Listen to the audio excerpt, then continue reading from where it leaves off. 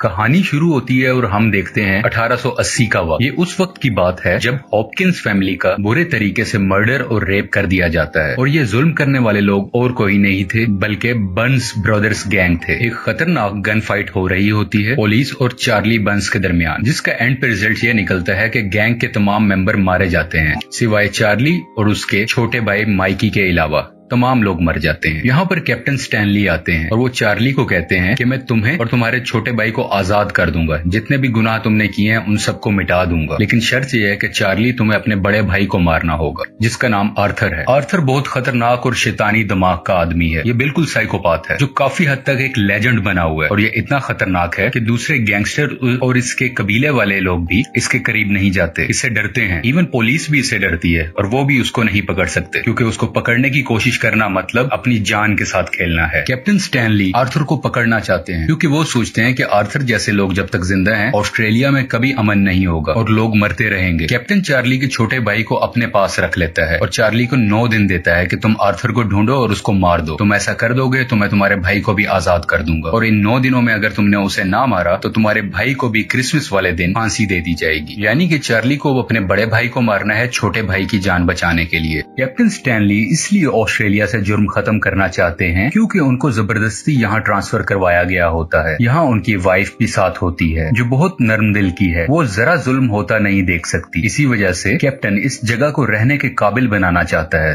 ताकि वो सुकून से रह सके। कैप्टन और उसकी वाइफ मरने वाले हॉपकिंस फैमिली के बहुत अच्छे दोस्त भी थे। यानी कि हमने शुरू में जो जाना था कि हॉपकिन फैमिली का बुरे तरीके से मर्डर हो जाता है, ये दोनों उनके फैमिली फ्रेंड्स भी थे। इसके अलावा कैप्टन की वाइफ को अक्सर उसकी मरी हुई दोस्त के ख्वाब भी आते हैं जिसकी वजह से वो बहुत डर जाती है। कुछ वक्त ही गुजरता है, कैप्टन स्टैनली और चार्ली के दरमियान होने वाली डील टाउन में रहने वाले लोगों को पता चल जाती है। बेसिकली इस डील की इंफॉर्मेशन स्टैनली के जूनियर ऑफिसर ने लीक की होती है जिसकी वजह से लोग पुलिस और स्पेशली कैप्टन से नफरत करना शुरू हो जाते हैं। कैप्टन स्टैनली के सीनियर ऑफिसर उसे बताते हैं कि चार्ली का छोटा भाई जो तुमने गिरफ्तार किया हुआ है उसे 100 लैशेस पनिशमेंट होगी, यानी कि उसे 100 कोड़े पड़ेंगे क्योंकि उसने हॉपकिन फैमिली का मर्डर और रेप किया। कैप्टन ये सब सुनकर हैरान हो जाता है, इसलिए नहीं कि मुजरिम मासूम है, लेकिन इसलिए कि 100 लैशेस का मतलब है कि उसका जान से हाथ धो बैठना, यानी कि उसका मर जाना। और ऐसा हो जाने के बाद उसकी चार्ली के साथ भी की हुई डील खत्म हो जाएगी क्योंकि उसने कहा होता है तुम्हारे बड़े भाई की मौत के बदले छोटे की आजादी मैं दिलवाऊंगा और अगर ये डील टूट गई तो चार्ली बदला लेगा और यकीनन उसके वाइफ की जान भी खतरे में आ जाएगी। अब चार्ली के छोटे भाई को जालिम तरीके से सजा दी जाती है। उसको सब लोगों के सामने कोड़ों से मारते हैं और वो बहुत जख्मी हो जाता है, जिसे देख के वहाँ सब मौजूद लोग इस सजा को अब नहीं देखना चाहते। वो नहीं चाहते कि ऐसी सजा मिले इसे, हालांकि वो सब बहुत एक्साइटेड थे कि इसे सबके सामने सजा मिले। इसके अलावा कैप्टन की वाइफ भी बेहोश हो जाती है इस सजा को देखते हुए। अभी 100 में से 40 कोड़े ही मारे गए होते हैं और चार्ली का छोटा भाई बुरी तरह से जख्मी होकर गिर जाता है और मारे जाने वाला लैश उसके गीले खून से भर जाता है। कैप्टन स्टैनली ये सब होता मजीद नहीं देख सकते और उस मारे जाने वाले लैश यानी कि उस कोड़े को खींचकर अपने सीनियर ऑफिसर्स की तरफ फेंक देते हैं, जिस पर लगा खून सीनियर ऑफिसर के मुंह और उसके कपड़ों पर लग जाता है, जिसकी वजह से सीनियर ऑफिसर कैप्टन स्टैनली को जॉब से निकाल देता है, उसको सस्पेंड कर देता है। उसी दौरान दूसरी तरफ हम चार्ली को देखते हैं जो लंबा सफर कर रहा होता है अपने बड़े भाई आर्थर की तलाश में। वो ड्रिंक कर रहा होता है और सोचता है कि उसे अब क्या करना है। इसी सफर में चार्ली एक बूढ़े आदमी से भी मिलता है। बातों के दरमियान उसे पता चलता है कि ये बूढ़ा आदमी एक बाउंटी हंटर है, यानी कि ऐसे किलर्स जो पैसों के लिए लोगों को मारा करते हैं। ये बाउंटी हंटर बर्न ब्रदर्स की तलाश कर रहा होता है। जैसे ही इस बात का चार्ली को मालूम होता है वो उस बूढ़े शख्स को मारकर बेहोश कर देता है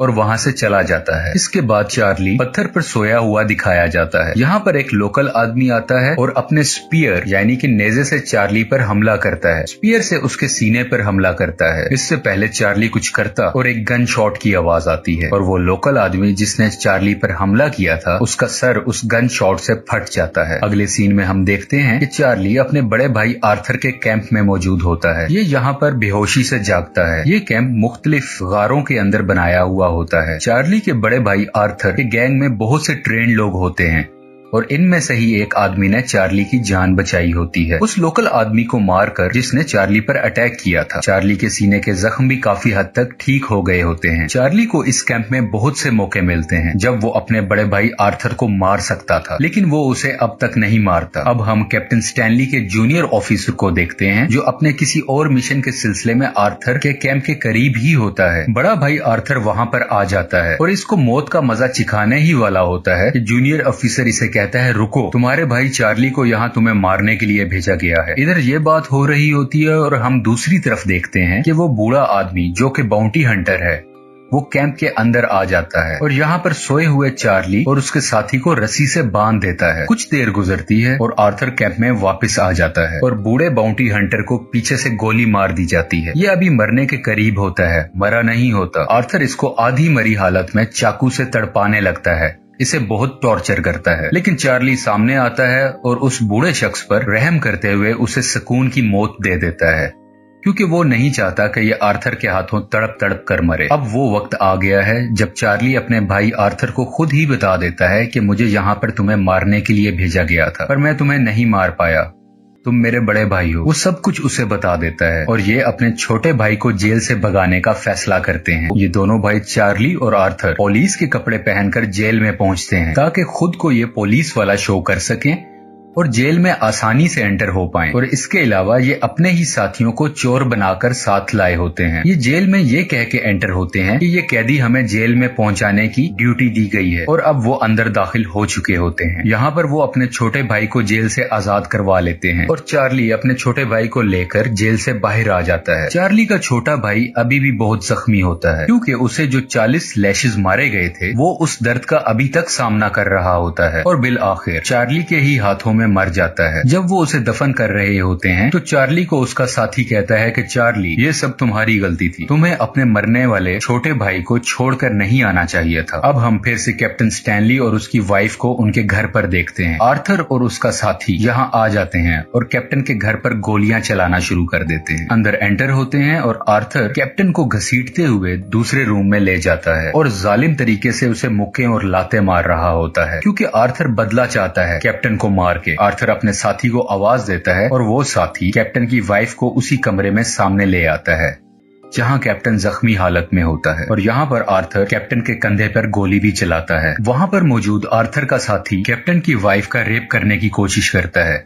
उसी वक्त चार्ली भी यहाँ आ जाता है और रेप करने वाले साथी के करीब आकर उसके सर में गोली मार देता है, और उसके फौरन बाद चार्ली अपने बड़े भाई आर्थर को भी 2 गोलियां मार देता है और कहता है कि नो मोर, यानी कि अब मजीद ऐसा नहीं चलेगा जैसा अब तक होता आया। इसके बाद आर्थर जख्मी हालत में लड़खड़ाता हुआ घर से बाहर जाता हुआ दिखाई आता है। यहाँ चार्ली को टेबल पर एक गन नजर आती है जिसे वो उठा सकता था और आर्थर को जान से मार सकता था, लेकिन ऐसा नहीं करता और वहीं मौजूद कैप्टन स्टैनली से कहता है कि I want to be with my brother, यानी कि मैं अपने भाई के साथ रहना चाहता हूँ। इसके बाद चार्ली भी घर से बाहर चला जाता है और जमीन पर पड़े हुए खून के निशानों को देखता हुआ एक करीबी पहाड़ी के पास पहुँचता है। आर्थर यहीं पर होता है। चार्ली उसके करीब जाकर बैठ जाता है। आर्थर चार्ली को कहता है कि तुमने आखिरकार मुझे रोक दिया और अब तुम क्या करोगे। चार्ली के पास कोई जवाब नहीं होता। वो खामोशी से डूबते सूरज को देख रहा होता है और इस आराम से डूबते हुए सूरज के साथ आर्थर भी हमेशा के लिए आहिस्ता आहिस्ता जिंदगी से डूब रहा होता है और बिल आखिर आर्थर मर जाता है। आपको मूवी दी प्रोपोजिशन की एक्सप्लेनेशन पसंद आई हो तो प्लीज लाइक और सब्सक्राइब करें। इसके अलावा आप हमारी मजीद वीडियोस भी चैनल पर देख सकते हैं। Thanks for watching.